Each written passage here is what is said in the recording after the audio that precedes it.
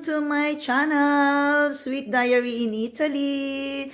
Hello, good morning mga people, good afternoon, at good evening from all over the world. Welcome to my channel. Sa ngayon, aalis muna ako ngayon. Tsaka, babalik tayo later sa ating... Babalik muna ako mamaya dito sa bahay. At actually, obvious naman, andito ako sa bahay ngayon. So, meron tayong gagawin sa downtown, sa trabaho. And then, right there, and then,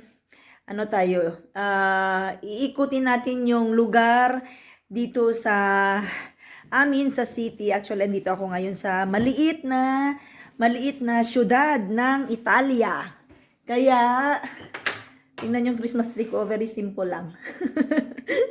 Simple tree. Kaya babalik tayo mamaya dito sa bahay. Iikutin ko kayo sa aming maliit, ang aming munting syudad dito sa Italia. Kaya ito, ngayon, ayos muna tayo. Ang mga bata andoon sa school ngayon kasi nga morning ngayon dito sa amin sa Italy. Kaya, see you mamaya. Pakita ko sa inyo ang aming cute na city later. Teka, wait muna. Before anything else, kailangan nakaayos ang lahat kahit na walang tao dito sa loob ng bahay. Kaya ang asawa ko andun din sa trabaho ngayon. Kaya mamaya walang tao na dito sa bahay.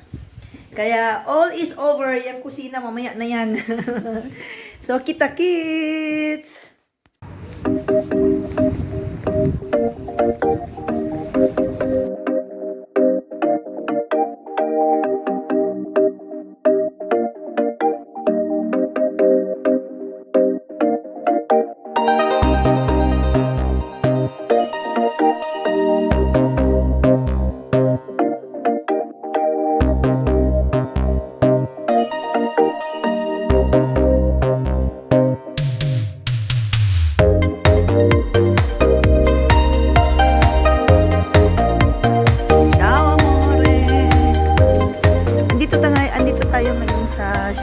Sentro.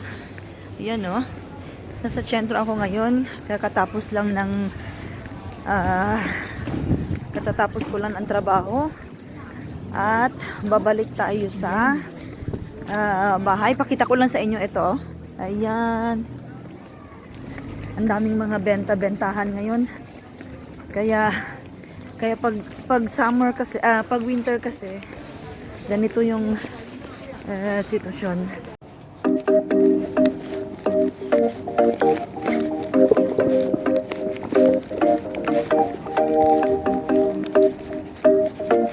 Ito yung skating area. Hindi ko pa nga na-try yung mga bata skating dito kasi nga ang daming tao dito pag gabi. Kasi usually gabi lang tong skating dito. O, tingnan nyo po. Ay, skating yan sa loob. Ito yung church. Catholic Church. Anong tawag nito? Nakalimutan ko na. Ayan. Tingin tayo ng mga bentahan dito. Tingnan nyo, oh. Ito yun, dito may mga market. Ayan. Benta ng mga hats for winter. Yung mga gloves. Paiba-iba eh. Ayan, oh. Ito yung market dito. Ito siya hanggang December 31 yata. Dito. Kaya tingnan nyo, yung mga stalls. Ayan yung happening pag Ayan happening pag pag winter time. Kaya, anong tawag nito? Kaya ito, Actually, malamig ngayon. Ang lamig. Dadaan muna tayo sa shop. Kasi pang ulam natin mamayang gabi or the next day or kasi parang kulang na yata dun sa bahay. Ayan o. Tingnan nyo po. Zucchini. Fresh pa. Kaya eto, bibili tayo ng kakailangan natin sa loob ng bahay. Hanap tayo ng mga ano. Ang dami ditong mga ano, tingnan nyo. Yung mga fresh pasta, tingnan nyo po. Ito, fresh pasta. Ito siya yung, anong tawag nito? Ito siya yung prosciutto. Yan o, fresh to sa loob. And then, may hinahanap kasi akong, tingnan nyo po, oh, masarap. Yung mga cheese. Ito siya, ricotta. Pinag-isipan ko gagawin ko siya ng, ano, ng cakes para sa Christmas. Tingnan nyo po, ito yung cotechini. Masarap to sa cotechini. Tradisyon nila dito mga Italiano. Anong tawag nito? Tradisyon nila pag New Year. Ito, cotechini, gran. Masarap siya. Tingnan nyo. Ito yung tradisyon na panitone, pandoro. Ayan. Yan, tradisyon. Ito. Yung paborito ng bunso ko. Ito. Ayan.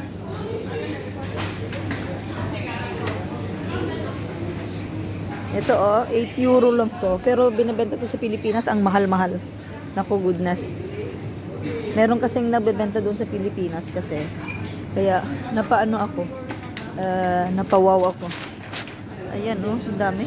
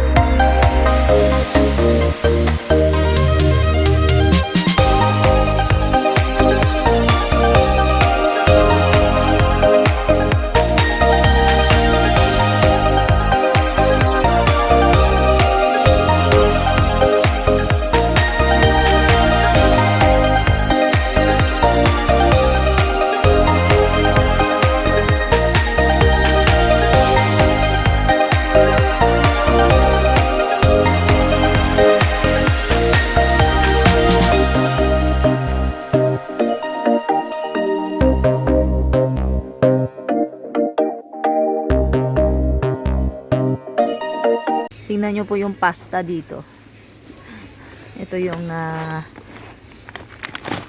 fresh na pasta. Paborito to ng mga bata. Cereal uovo or tagliatellini. Alam nyo ba, ito madali lang siya iluto kasi nga mga in a minutes lang, mga 4 to 5 minutes. Not unlike the other one kasi yung mga ganitong pasta, tingnan nyo, barila. Yung mga ganitong pasta kasi, it takes 10 to 12 minutes or 13 minutes. Ito yung pinakamaganda, yung brand Romo at saka La Mulisana. Ito yung magandang brand talaga. Then the rest, may De Cecco. Ayan. Yan yung mga brand dito ng mga pasta. Ayan. Ito yung mga integral. Ayan. Ang daming mga dito, mga pagpilian ng mga pasta kumbaga. Kaya ang dadalhin natin pag sa lunch is Gagawa kaya tayo ng ng pomodoro basilico, yung basil. Ito na lang siguro para paiba na naman ng luto. So I'll choose this para mamaya lunch mga bata. Let's go. Ayan, I'm back. Andito na po ako sa house ngayon. Tsaka hindi ko na kayo nadadala sa aking sa aking cooking time. Tsaka nagmamadali din ako. May pakilala ako sa inyo. Ito yung aking mga dalawang anak ko. Itong panganay. At tsaka ito yung bunso. Hello! Ito yung bunso ko. Look at it, Ax.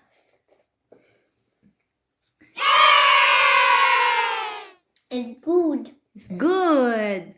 Ito yung bunso ko. At saka yung lunch namin is, yung binili natin kanina, yung tagliatelle. Ito talaga siya. Oh, is ko. Hindi bidiri po sa iska. No, Ax. Use the tissue. This one. Ito yung lunch namin ngayon. Is tagliatelle. Simple lang.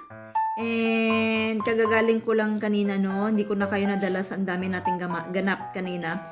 Tsaka galing ako ng grocery kanina, konti lang needed. Tsaka later, pupunta kami sa kabilang bahay namin, sa second house. Kaya ito. Sarap. Sa susunod, i-guide ko kayo kung paano gumawa nitong basilico. Yung spaghetti with basilico. Simple lang siya with the tomato sauce and basil with garlic. Yun lang. Very simple lang. Yung lunch kasi na kumbaga nakasanayan. No, Ax, put here. Don't throw, don't seem to eat, Ax. Set aside. Ayan. Yan o, concentrate yung aking panganay. Tingnan nyo po. Ubos na kasi nga gagaling lang nila ng school. Kaya, kahit nga itong bunso ko, tingnan nyo po. Ayan o, gutom na gutom. Are you hungry? Yeah. Hungry too much? Too much. Too much. Gagaling lang kasi. In the apple. Yeah, very good. Gagaling lang kasi nila ng school. Kaya ito, right there and then, kailangan naka-prepare na ako ng lunch para sa mga bata. Kaya ito na ngayon. Kaya idadala ko kayo mamaya sa ating, itong hair ko? Sa ating, don't worry. Sa ating another ganap mamaya. So, tatapusin muna natin ng kain, ng lunch. See you there. Ayan, lalabas po tayo ngayon sa kabilang bahay namin. Kaya, ito bahay din namin, pero meron pa kami kabilang bahay. So, doon tayo sa kabilang bahay kasi nga, meron kaming aayusin doon sa kabila. So, pero sa kabilang city siya. Kaya mga bata nag-arrange siya din ito. No. This. Because mommy has this and this. I know. I have the bag there, Ax. Outside. This cannot enter all. I have the bag outside. Kaya ito ngayon, mga people, magja-jacket tayo ngayon kasi malamig sa labas. At saka dun sa kabilang bahay, nagre-reflect ang init ng ang init ng ilaw. Kaya dun sa kabilang bahay kasi malamig siya dun sa kabila kasi sa kabilang city kasi medyo bang tawag? Very ang lugar doon kasi nga malapit siya sa mga mountainous place, kaya yun malamig. Kaya dito kasi sa amin, nasa kasi kami, nasa city ng sa division na walang malamig siya pero hindi ganong super lamig. Kaya ito. Kaya lalabas tayong lahat. Sabayin nyo na lang kami para palabas. Tingnan nyo, makapal na yung jacket. Makapal na ang jacket.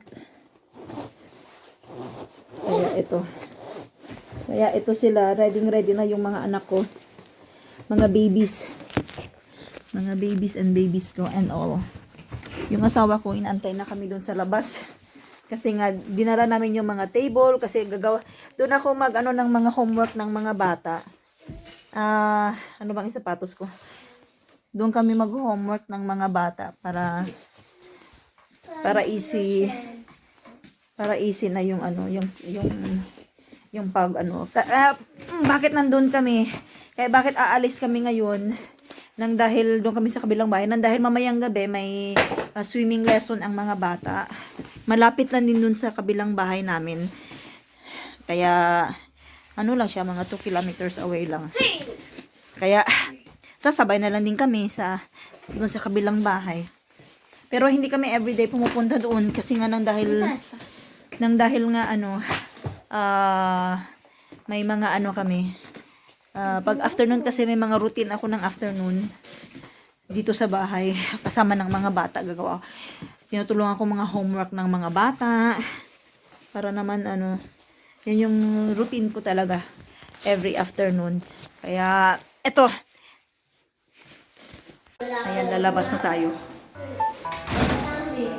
Yun yung namin. Santa Claus. Kaya ito yung entrance door namin. Bababa na kami kasi nga inantay na kami ng asawa ko sa labas.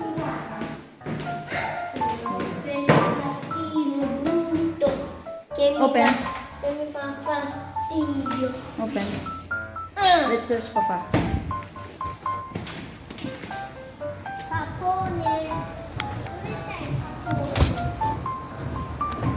Ang ganda ng panahon.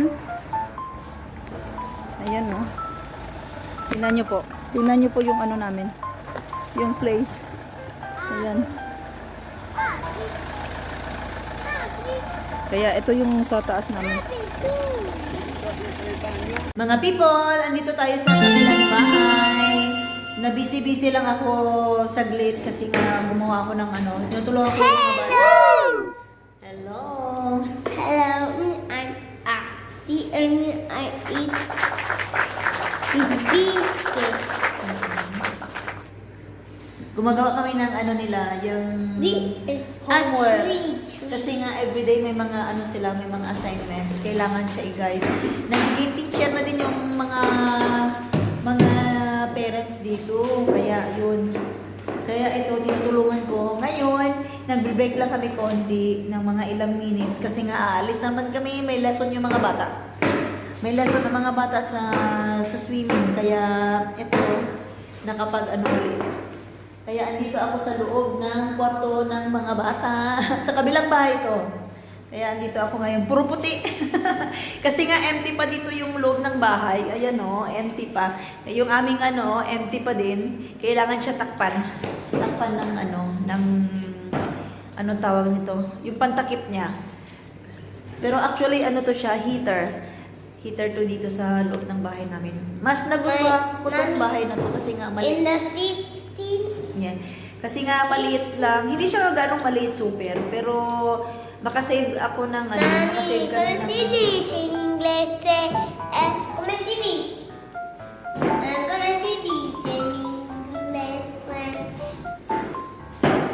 4, 5, No, 15. 15, that is 15. Kaya mga people, jacket sa loob ng bahay nang dahil 17, 18, 19, 20. this 19 and 20. Yay!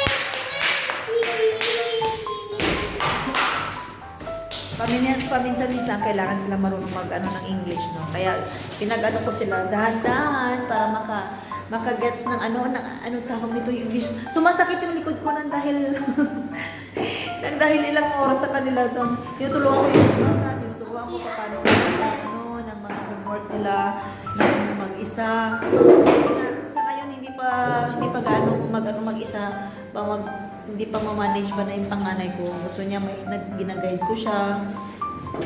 Yung mga tanong, yan, ganyan yung anak ko. Actually, yung anak ko grade 2. Grade 2 ang anak ko, si Iska. Ang problema lang, hindi niya tayo maintindihan. Pag mag-English ako, okay lang. Pero kasi dito, It's a bowl, you see. kaya dito, pinag-ano sila, kasi sa bahay, actually sa papa nila, ang salita nila is Italiano, kasi nga ang papa nila is Italiano. Kaya ako, sa kanila, English, para makapag-communicate sa family namin, na nasa Pinas. Kaya ito, only English yun yung alam nila. Yung, tinuturuan ko pa yung ibang mga ano, kaya nahihirapan talaga sila. They are very... Hello! Naku, goodness. We are in a Cali.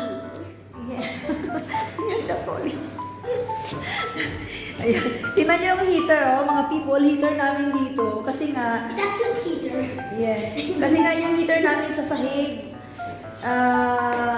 Ano pa, iayos pa yung heater. No, iayos pa yung heater namin.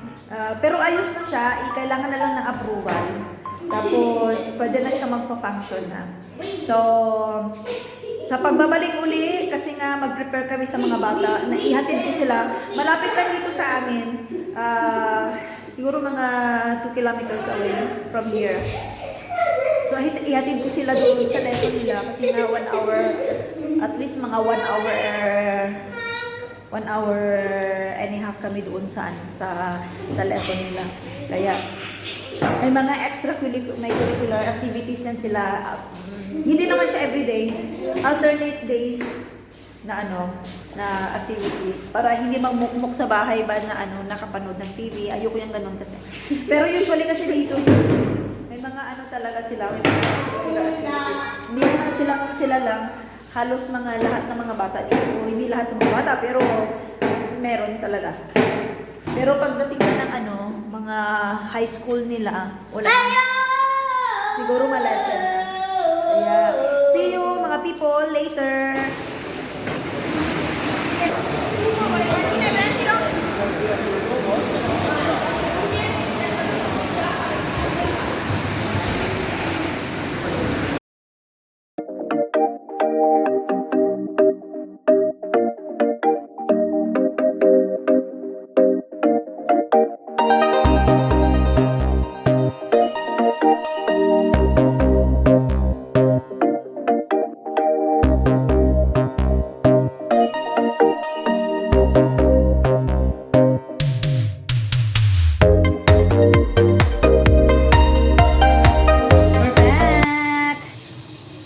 We're back home na. Malaki ang dress ko. Ayan, andito na tayo sa bahay. Tsaka medyo na, late na masyado.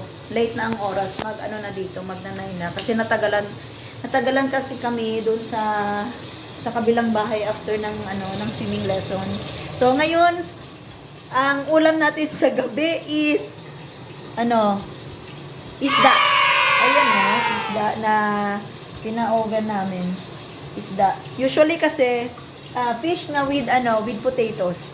Usually kasi nagpa-ano talaga ako, nagpa-oven ako ng isda. Ngayon ang ginawa ko kasi dahil nami-miss ko na yung prito. Kasi never talaga ako dito nagpiprito sa nung dito na bahay. Kaya ginawa ko pritong isda. Ayan. Ayan, antayin natin na maluto siya ng bongga. Kasi gusto ko yung crunchy. Nandito kasi sa oven, medyo siya, medyo may tawag nito? Very soft. Very soft siya masyado. Ako ang baho natin dito. Pag prito, amoy isda yung bahay. Amoy isda ng patusala. Kaya tawag nito?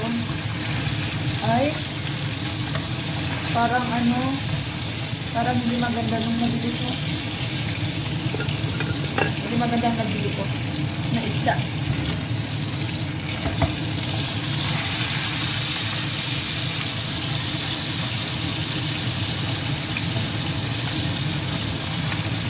Yung partner ko, ayaw niya ng ng pritong isda. Takot siya. Hindi naman ako parating pritong isda. Hindi ako actually dito mas pag isda kasi dito sa Italy, speaking lang dito sa amin sa Italy, anong tawag nito? Ang isda mahal. Hindi kagaya sa atin sa Pilipinas, mura ang isda. Ang mas mahal sa atin sa Pilipinas is karne. Dito naman sa Italy, mura masyado ang karne dito sa Italy. Kaya nga na-convert sa atin na sa Pinas kasi dito kasi bihira lang ako makakain ng mga isda kasi nga dahil mahal ang isda dito. Unless lang pag may mga discount. Ito, bumibili kami talaga ng asawa ko, bumibili kami ng isda pag may mga discount. Dito kasi sa Italy may mga discount na mga departments, yung mga grocery na mga isda discount, tapos mga karne may discount, lahat ng mga goods, mga dairies, mga creams, everything, mga pasta, and all, may mga discount talaga dito. Kaya sa tawag ito, ito kasi, kumbaga sa atin sa Pilipinas, tilapia, itong isda na to. Dito kasi urata. Ang pangalan ng isda nila is urata. Kung siguro parang tilapia to sa Pilipinas. Kaya ayaw ng asawa ko talaga ito siya, yung isda. Hate niya dahil nga sa buto-buto. Ang daming buto.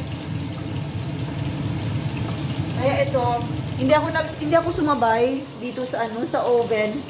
Usually talaga kumakain ako ng isda na pina-oven. Kasi hindi daw maganda pag prito, always prito ng mga bagay-bagay ng pagkain. Ako naman hindi ko naman ginagamit yung oil sa another cooking. Kung isda lang. Kaya yun. Kaya prepare na tayo sa ito prepared na yung aking yung mga mga plates and all. Then anong tawag nito? Naantay ko na lang yung isda. Talagang late na late. Tsaka may rice ako. Nagra-rice kami paggabi, rice. Ayan nakita nyo, rice. Kaya gusto ko lang talaga na yung lifestyle kasi dito sa amin, since na yung mga anak ko, hindi lang puro Italian yung mga pagkain nila, yung style ng mga Italianong pagkain. At least yung mga Pilipinong style, gusto ko ma-adapt ng mga bata para just in case magbakasyon kami ng Pilipinas, alam na nila kung anong kainin nila, hindi manibago. Kaya itong mga anak ko, kung anong style ng kain ko na may rice, na may isda, ganun din sila. Hindi ako mahirapan pag nasa Pinas kami magbakasyon na kumakain din sila ng hindi maganda yung aking durog. Hindi maganda yung aking isda. Siguro kulang ako ng kulang kong something ako ngayon. Ewan ko lang bakit. Ewan ko. Ayan. Kaya nagra-rice to kami ng mga anak ko. Rice is life. Tapos pag tanghali naman, pasta. Kaya pasta is life. Yan tingnan yung mga anak ko. Yan, nanonood na lang sila ng kasi nga pagod na sila. Kaya binibigyan ko na sa kanila ng time na manood ng mga sa TV. Manood sila ng mga anong gusto nila sa TV kasi nga galing ng school, walang TV. Ang ginagawa namin is anong tawag nito? Nag-aano ako ng making sure na tapos na yung mga homework nila. Tapos in the afternoon, natapos na lahat-lahat. Kaya pinagbigyan ko ng chance talaga yung mga bata na matapos nila yung yung mga homework nila. Naku, ang kalat. Tingnan nyo, mga people, ang kalat. Ang kalat. Pag may bata, makalat ang bahay. Kaya pag wala ang mga bata dito, Pag wala yan sila dito, ina-arrange ko. Kaya hindi madali pag mama. Hindi siya madali kasi nga, not unless lang sa iba kasi, ako maano ako, pag makita ko yung kalat, tsaka yung, ano ba, yung, ano ba, yung, na-disorganize na ba yung mga gamit, mga damit, mga everything, lalo na sa asawa ko, naku, goodness, mga people. Yan, kailangan ko siyang, kaya kailangan ko ma-train siya, yung asawa ko, na ilagay sa tama, yung mga damit. Alam niyo naman mga lalaki, 'di ba? Ako hindi ako makano kasi nga talagang very ako. Kailangan nakaayos lahat. Alam niyo, pag wala mga bata dito, nasa school yan sila, inaayos ko lahat dito yung mga bagay-bagay sa loob ng bahay. Kaya yun. Kaya, mga people, ready muna ako. Prepare muna ako ng lunch nila. And, yeah, that's it. Tingnan yung isda natin. It's over. With potatoes. Hello world. With potatoes. Ayan. Alright. Katatapos lang namin ng dinner. Ngayon,